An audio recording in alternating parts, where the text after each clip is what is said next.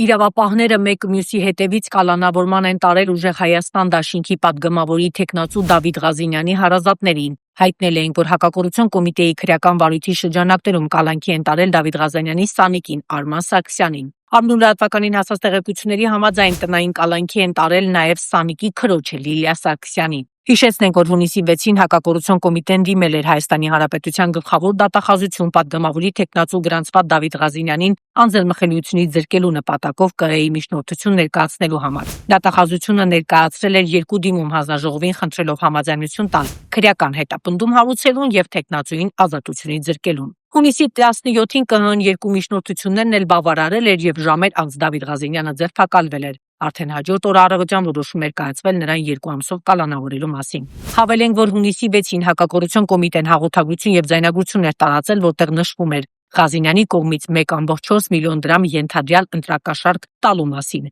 Հայաստանի Հանրապետության հակակոռուպցիոն կոմիտեի ծառայողների կողմից իրականացված միջոցառումների արդյունքում փաստական տվյալներ են ստացվել այն մասին, որ ուժեղ Հայաստան կուսակցության Երևանի Արաբկիր վարչական շրջանի գրասենյակում որպես պատասխանատու նշանակված անձիկ, ինչպես նաև նույն կուսակցության պատգամավորի թեկնածու գրանցված Դավիթ Ղազինյանը կուսակցության համակիների եւ նրանց հետ համագործակցող մի խումբ անձանց հետ նախնական համաձայնությամբ ընտրողներին խոստացել, ինչպես նաև տվել է ընտրակաշառք։ Դեպքի առթիվ հակակոռուպցիոն կոմիտեում նախաձեռնվել է քրեական վարույթ, ձերբակալվել են մի շարք անձիկ, կատարվել են խուզարկություններ եւ վարույթային այլ գործողություններ, նշվում էր հաղորդագրությունում։ Դավիթ Ղազինյանը առաջադրված մեղադրանքը չի ընդունում։ Կենտրոնական ընտրական հանձնաժողովը դեռևս նիստ իմ մասով չի գումարել։ Պետք է ծանուցի ինձ, մեր ներկայացուցիչներին կուսակցության